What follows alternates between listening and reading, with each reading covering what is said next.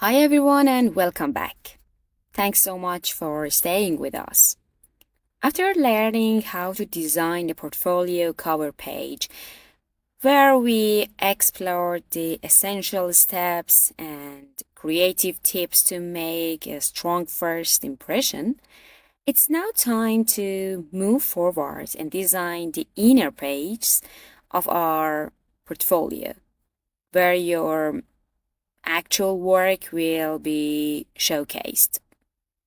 In this section, we will talk about both the design rules and visual aesthetics that you can personalize to reflect your unique style. Our goal is to help you create a professional and visually appealing portfolio. Let me give you a quick overview of what we are going to cover.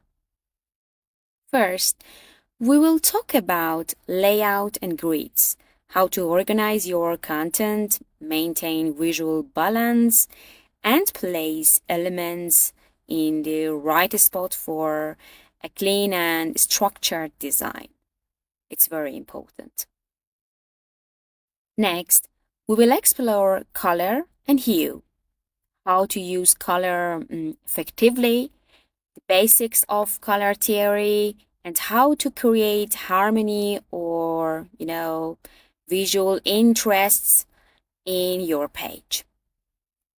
Then we will move on to design elements, including your projects, images, and how to integrate written content effectively.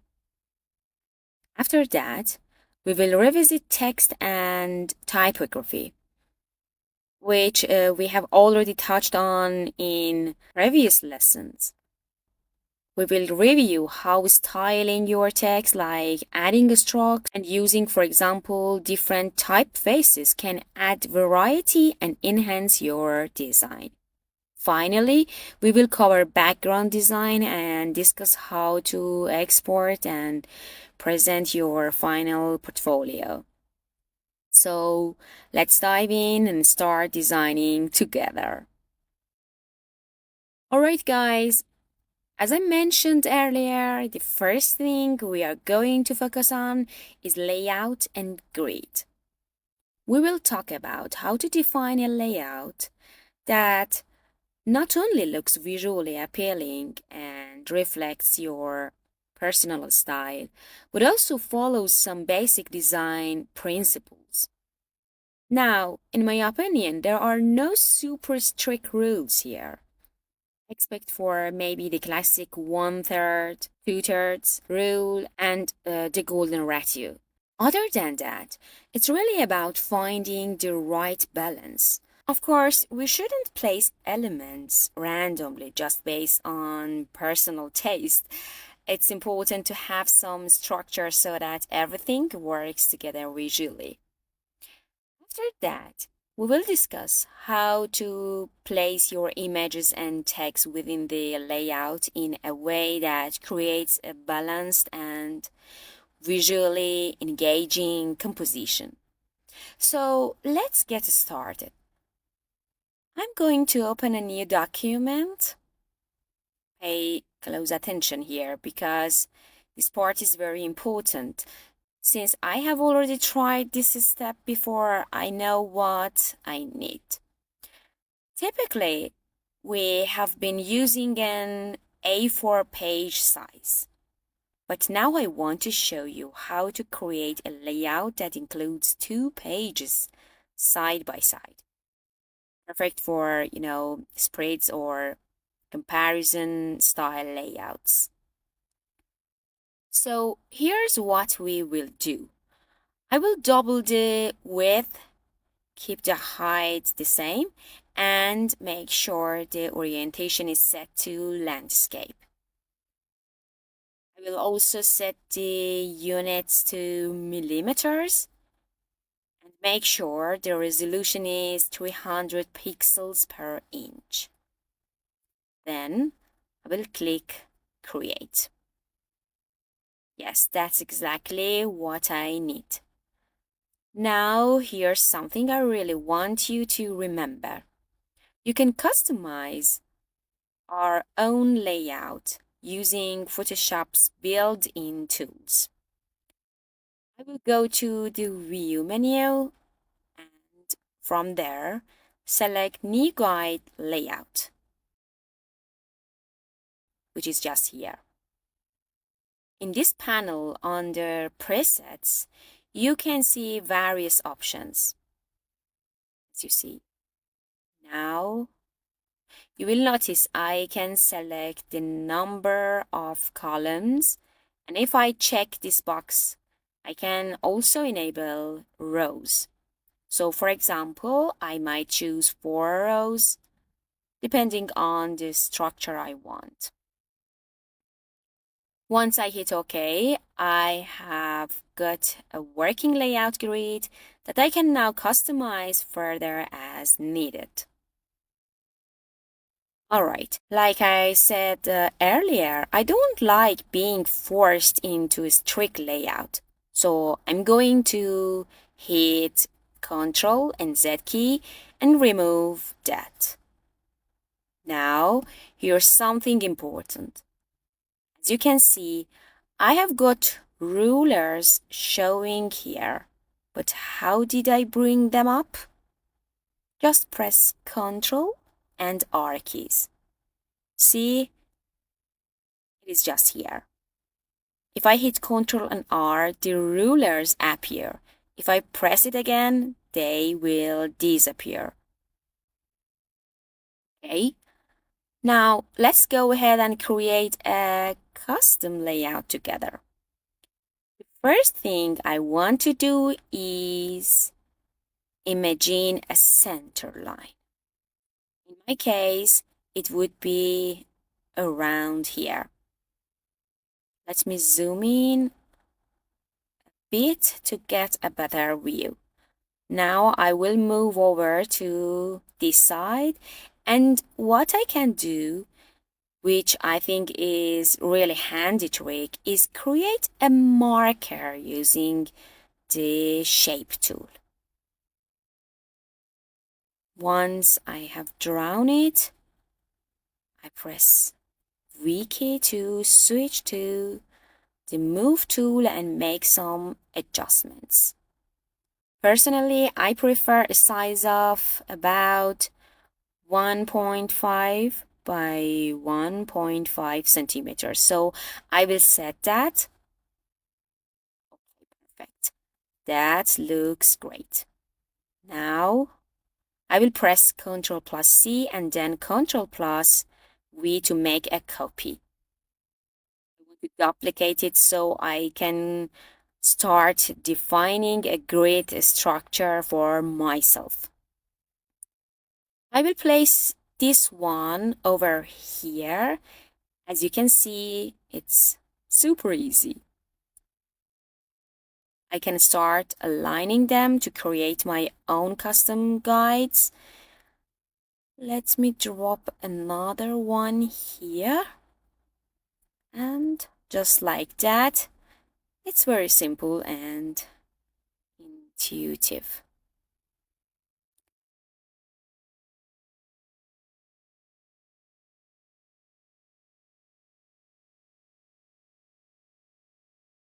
Now, like I mentioned, I want everything to be centered. So I will go ahead and adjust this one so it sits perfectly on the center line. Okay, then I will center the shape again, just to be sure. Okay, nice.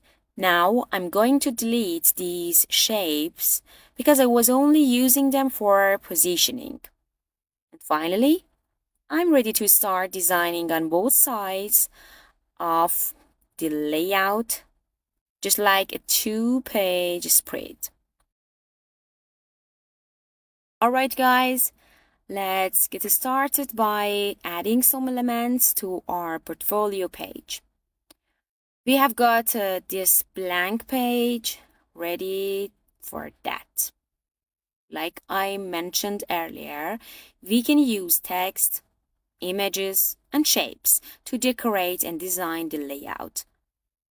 For the first page, Just go with your own personal style. In my case, I like to use one of my best projects as the main image on the first page, and then maybe add some brief info about it. So let's walk through this together. To begin, let's pick an image. You can do this by pressing Ctrl and O keys, or by going to File, select Open, and then navigating to the folder where your images are. For example, I will select this image right here, and now it's opened in Photoshop. But I want to move it into my portfolio layout page, this one right here. First, I will unlock the layer so I can freely move and edit the image. Then I will simply drag it over to the layout page. Luckily, I have already added guides to help with placement, so I will know exactly where I want this image to go. Now feel free to resize the image however you like, make it bigger or smaller. Personally, I just want to drag and place it in a way that looks good, even if some parts are cropped. It doesn't have to show the whole image. Next, I will select the selection tool and drag to draw a rectangle over the part I want to remove. These ruler guides really help make sure everything is precisely aligned. Once I have drawn the selection box, I will press backspace to delete that area. Just make sure you are on the correct layer, the photo layer, otherwise it won't work. Let's do the same for the other side. Draw the selection and press backspace, and then Ctrl and D to finish. And just like that, I have added my image to the cover page of the portfolio. We will continue from here. Next, we will start adding other design elements. And after that, I will show you how to adjust the color palette, background, and even edit the image colors based on your personal preferences.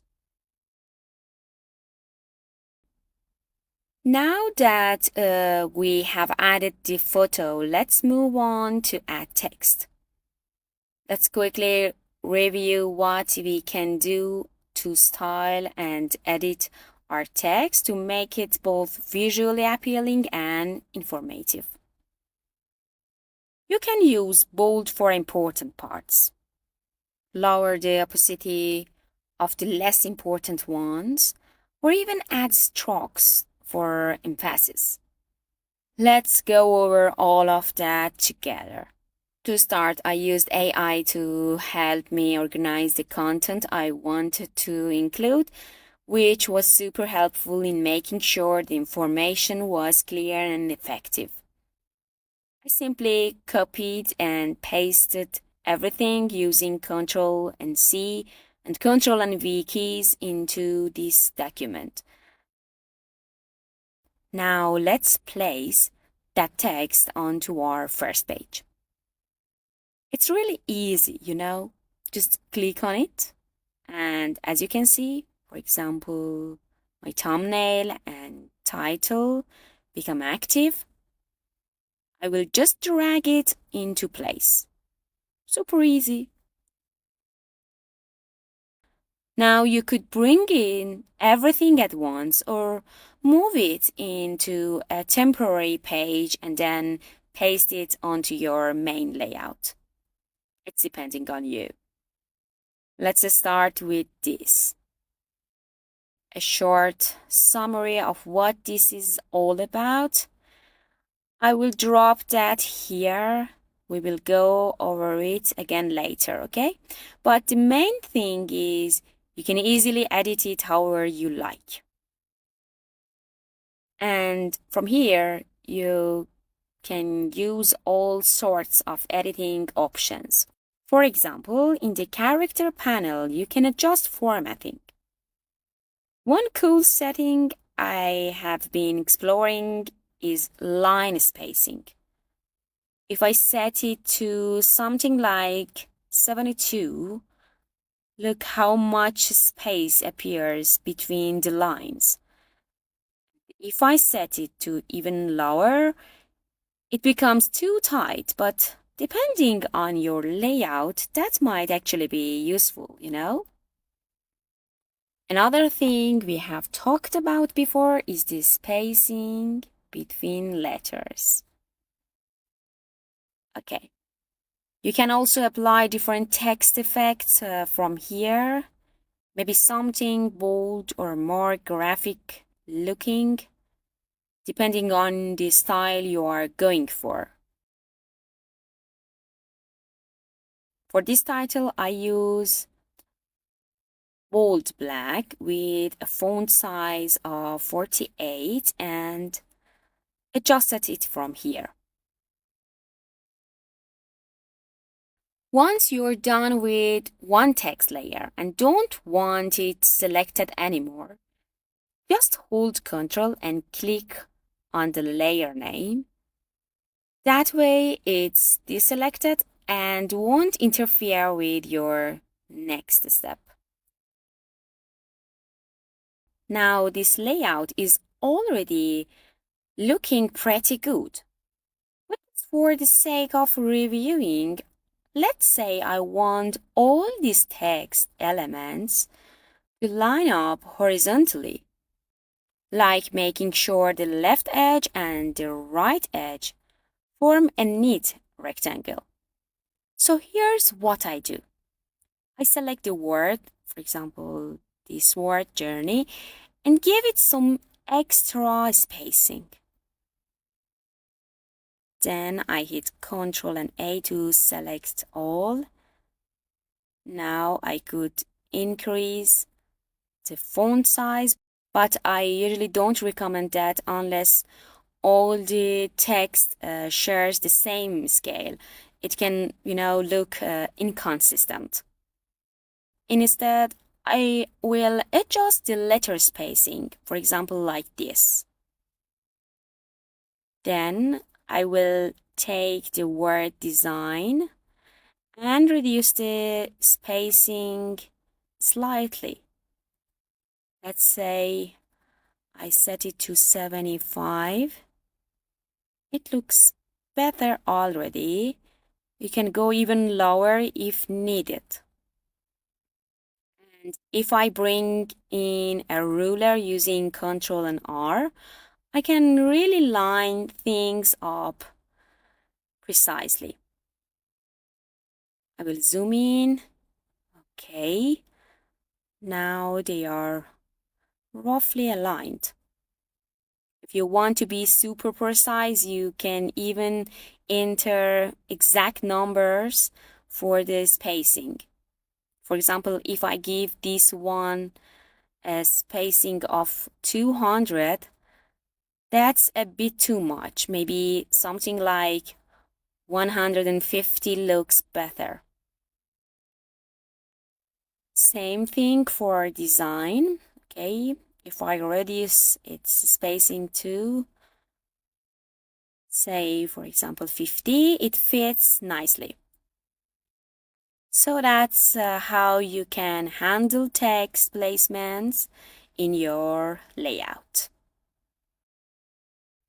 Alright guys, let's go ahead and add some elements to make our layout more visually appealing. I usually use the grid for this kind of work, We can also add some page numbers.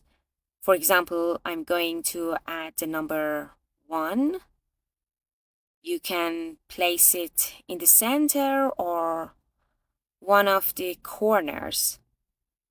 I will just type it out and maybe make it a bit bigger. Medium size looks good.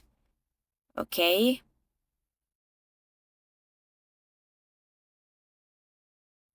Let's put it right here. That could look interesting.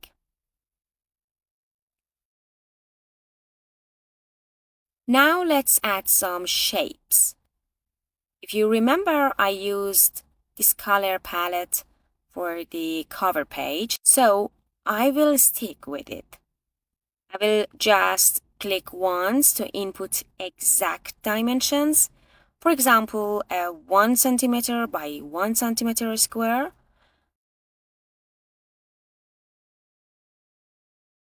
But personally, I prefer drawing a rectangle by clicking and dragging. And if I hold down Shift while dragging, it will keep it as a perfect square.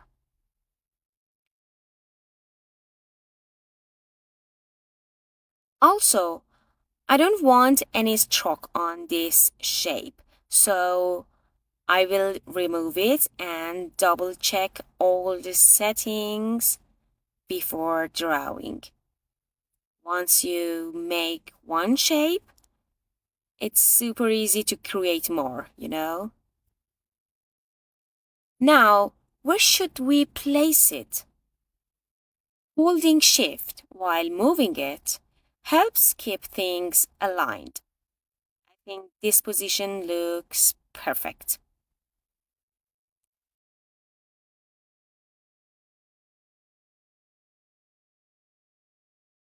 Let's hit Ctrl and C key and Ctrl and V key to duplicate it. Then, if you hold Shift while rotating, it snaps to 45 or 90 degrees. I will scale it up a little, but again, that totally depends on your personal taste and the design style you want to go for. You can also press Ctrl and J to quickly duplicate the shape layer again.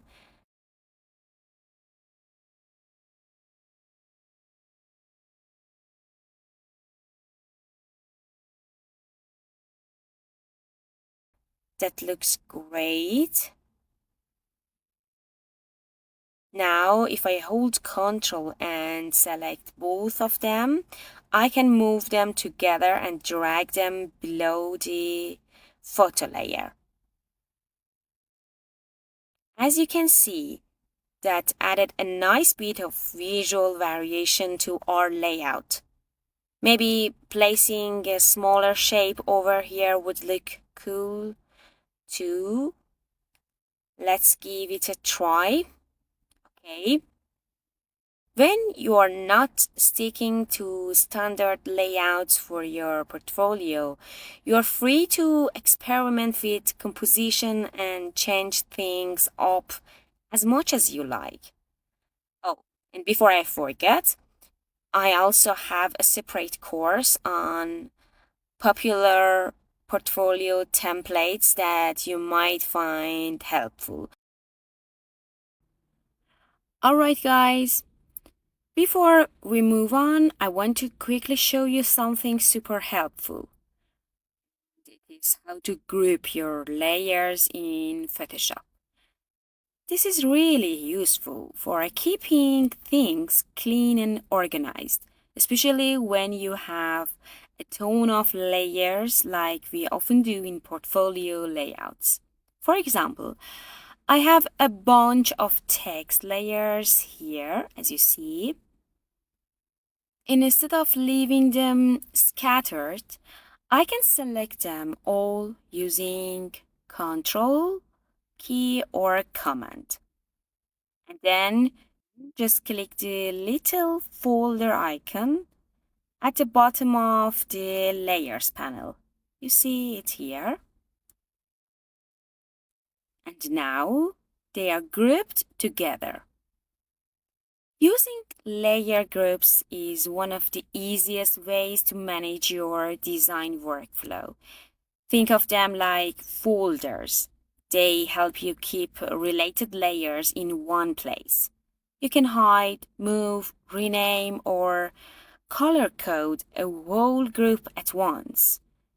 And that saves a ton of time later when your file gets more complex, Plus, it makes your file much easier to read if you come back to it after a few days or if someone else is opening it. So come back to our example. I can give this group a color label to help me quickly find it later. Super handy. I can even rename this group by double-clicking the group name and typing something just like text or headings or notes or photos, whatever makes sense, Now, let's do the same thing with some shapes. I've got two rectangles. I will select both, hit the folder icon again, and now I have got a new group called shapes. Just like that, everything is cleaner and easier to manage. Okay, that's it for grouping layers. From now on, try to build this habit early when working on your portfolio. You will thank yourself later. Come back, everyone.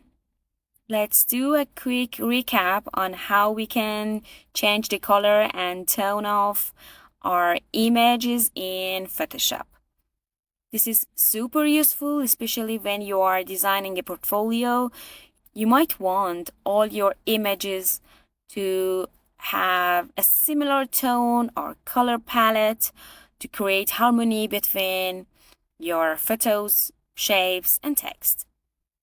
It's also essential when you are editing photos and need to fix the lighting or color balance, There are several ways to adjust image color in Photoshop, but let's go with one of the most common and non-destructive methods, which is adjustment layers. First, I will select the photo layer I want to edit. Then, I will click on this icon down here, the adjustment layer icon.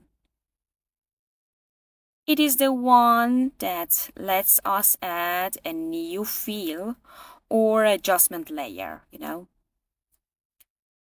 This creates a separate layer on top of our image where we can make changes without affecting the original image directly. I explained adjustment layers in detail back in the Photoshop Basics section, but just as a quick reminder, adjustment layers allow you to apply effects like brightness, contrast, hue, saturation, and more, all without permanently changing the original image. You can turn them on and off, edit them anytime, or even apply them to just part of your image using masks. Super flexible and super powerful. So here you see we have got a bunch of options. We will start with brightness and contrast, which is a great one to begin with. Let's zoom in a little. Okay. I will increase the brightness, maybe a bit too much, but that's okay. We're just testing it out, You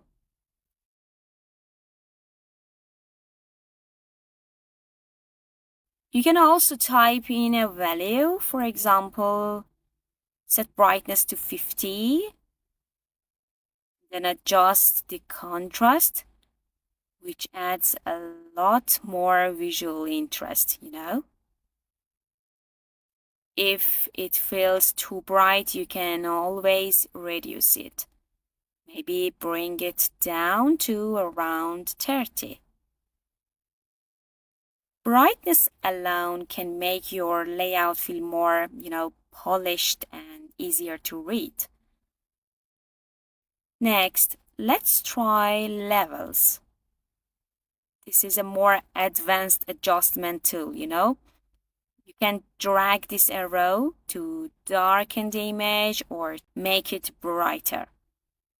It also has multiple sliders to fine-tune highlights, midtones, and shadows. If you make a mistake, no worries. Just press Ctrl and Z to undo and try again. And now let's play with curves. This one gives you the most control, but it does take some practice, you know? You can click anywhere on the curve to adjust the brightness and contrast in a very precise way, you know? There are also preset curves you can find online and suit different moods. Brighter, darker, moodier, and so on, you know? So yeah, this is more of a creative playground. Try things out, undo, redo, experiment a bit. It's all part of the process. That's it for now. Adjustment layers are super helpful when you want your portfolio images to look cohesive and, professionally edited. Let's move on to the next step together. All right, everyone. Quick reminder before we continue. Always make sure you are selecting the actual photo layer when applying these adjustments. Now let's move on. The next adjustment is called vibrance. This tool helps enhance the colors in your image. It can make the image look more, vivid or more muted and grayish, depending on how you use it. Personally, I love using this one. I will set it to a reasonable value now, you know. You can already see how the colors on the pillows, for example, have changed. But if you look closely, you will also notice something else happening. Some of the shapes in my layout are changing color too. I'm not trying to edit them. But why? Because the vibrance adjustment layer is setting above everything, including the shape layer. So it's affecting everything underneath it. So here's how we can fix that. I will press OK, then go over to the Layers panel. I will select both the photo layer and the vibrance adjustment layer by holding Ctrl, or if you are using Mac, you can hold Command. And now I'm going to merge them. Let's pause here for a second and explain something important. There is a big difference between merging layers and grouping layers in Photoshop. When you group layers using Ctrl and G, you're keeping them separated but organizing them together in a folder. You can still edit each layer individually. When you merge layers, you can use Ctrl and E keys. You're combining them into one single layer. After that, You can't edit the individual parts separately anymore. So in this case, we merge the vibrance layer into the photo because we only wanted the color change to apply to the image, not to the shapes. And now, if you look again, the shapes are back to their original color. The vibrance effect has been applied only to the photo. All right, let's keep going. The next adjustment is hue and saturation. Another one of my favorites. So as you can see, we have got a preset option up here. Right now, it's set to default, but if I click on it, Photoshop actually gives me several built-in choices. For example, I can select something like old style, which gives the image a more vintage look. You will notice it slightly change the color effects depending on the preset you choose. But for now, I'm going to leave it set to default. You can also create your own custom preset.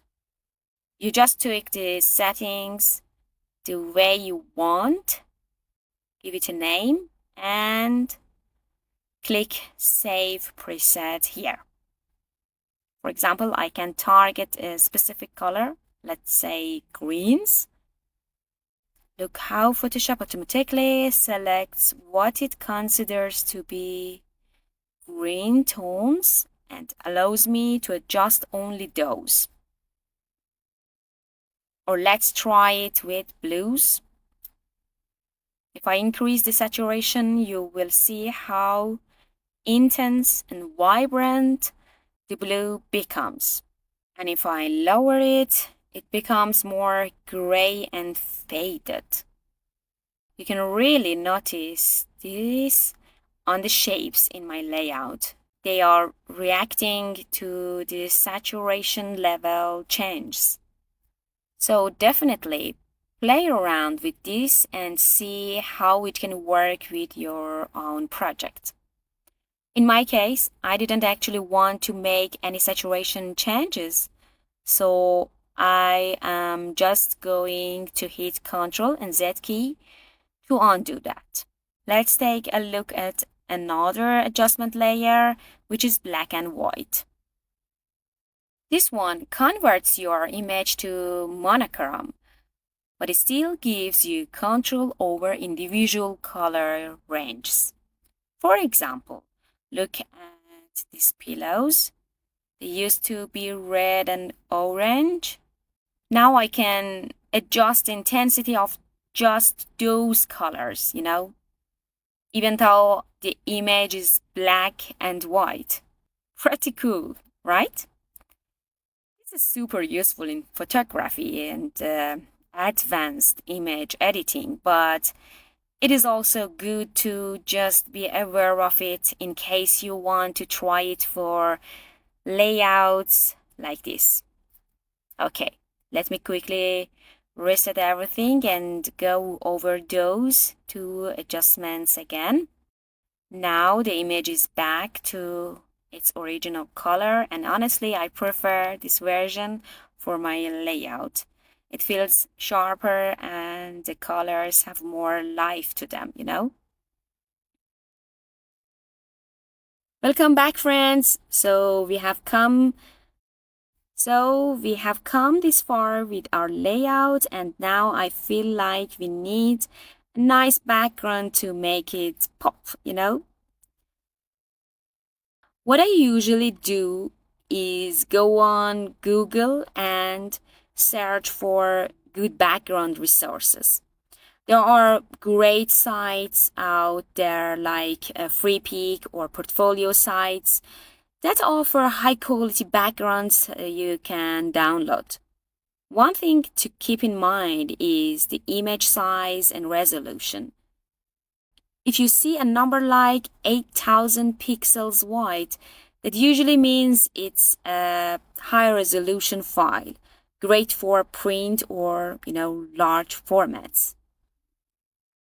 Let's say I pick one and open it in Photoshop. Sometimes, even though it looks good online, when you open it here, you realize it doesn't actually have good quality. Here is a quick check you can do. Go to the image menu, just here, and select image size. Take a look at the resolution. If it is set to 72, you can change it to 300 for better print quality. But in this case, it's already 300, so I'll just leave it as is. Okay, I'm going to scale the image up and place it behind everything as a background layer.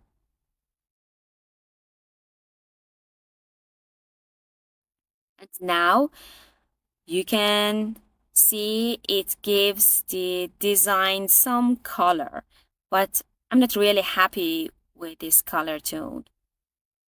So here's how I usually change colors.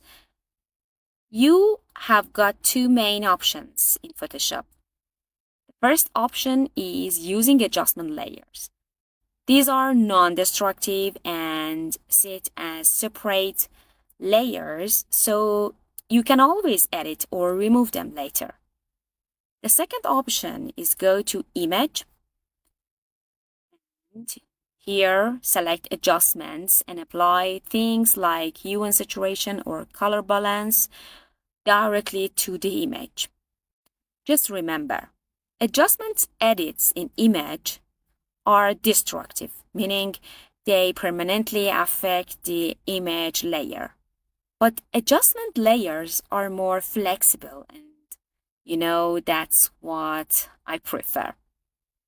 So I'm going to use an adjustment layer here and tweak the colors a little bit. Now, this looks more like a background I can use for my layout. But let me show you another method too, one that I really like.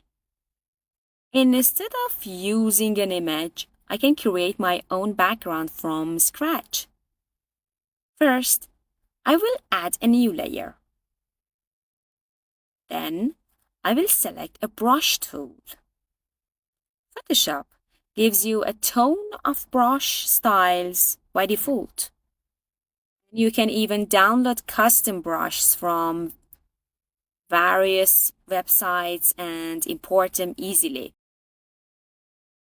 Since my project has a blue-purple theme, I'm going to use one of the brushes that look a bit like clouds or, soft texture.